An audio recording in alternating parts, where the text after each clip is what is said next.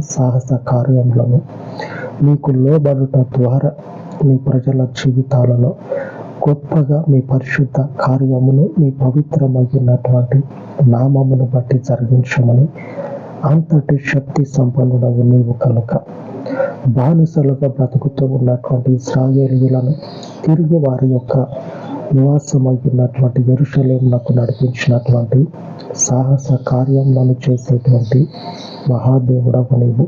అట్టి మహాఘనమైన నీ నామమునకు ఈ మనవులను ఉపవసించి ప్రతిష్ఠించుచు ఉండగా ఈ స్థితిలో ఉన్నటువంటి ప్రతి ఒక్కరిని మీరు దర్శించి వారి యొక్క భయంకరమైనటువంటి స్థితి నుంచి విడుదల చేయమని యేసుక్రీస్తు దయగలిగిన నామమును ప్రార్థించి వేడుకొనుచు ఉన్నాను తండ్రి.